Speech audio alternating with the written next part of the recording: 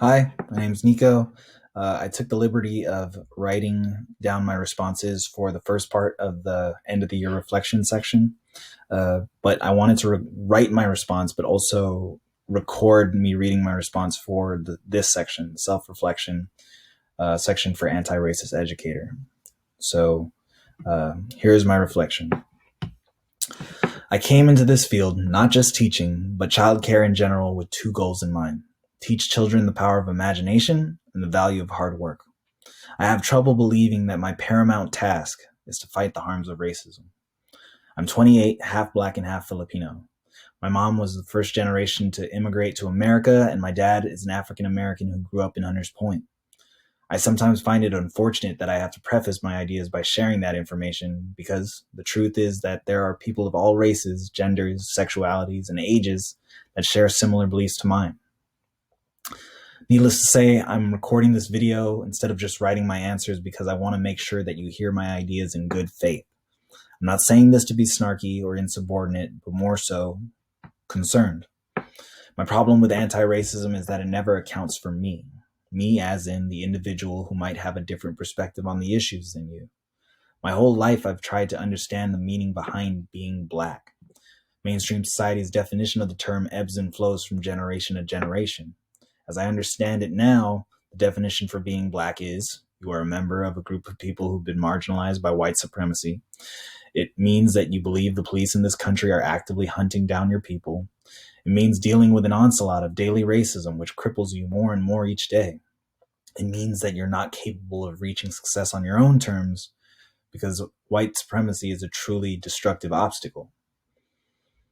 As a gesture of good faith on my part, I attached a journal that I wrote the first day I was in the credentialing program back in 2018. Going back farther than that, I spent years reading Ta-Nehisi Coates, Malcolm X, and James Baldwin, just to name a few. Eventually, I reached a point where I asked myself, why is my own personal success dependent on something outside of me? I may be black, but I have inherent strengths and weaknesses to explore just like everyone else. Why does my success rely on the guilt of white people? Am I not black if I love this country? Am I not black if I value the police? Am I not black if I grew up middle class and lived in the suburbs? What am I? I look at my skin and the soil of the plantation of which my ancestors lived on, and I figure that's more than enough, right? With anti-racism, I feel like you're training people, children included, to view me and people with my complexion as victims. As a result, the communicative environment in our schools is guarded and strained. I believe that makes for the worst biome in which to cultivate the growth of children. Learning is a messy process in which risks are inevitable. To limit those risks by removal of them is disingenuous. Anti-racism claims to speak for black people, but the truth is it doesn't. True. There is a population of minorities that are sympathetic to Ibram X. Kennedy, but it is not fair to put forth his work and claim it to be the voice of the oppressed. Because first of all, might I ask, why is that label immediately prescribed to me? Is it because of my skin color? Why am I being forced to agree to that? I love myself. I don't want to carry the weight of identifying as oppressed. I don't want my white colleagues and students to carry the weight of identifying as oppressor. Nobody wins in an environment like that. I'll conclude with this. Why does the color of my skin cause you to predict my thoughts, my beliefs, my hopes, and my fears? Is my skin color and plantation soil invalidated the second I disagree with you? If my skin was white and sharing these beliefs, would you fire me? Call me racist or privileged? I'm half Asian. Would you call me white adjacent and disregard my thinking?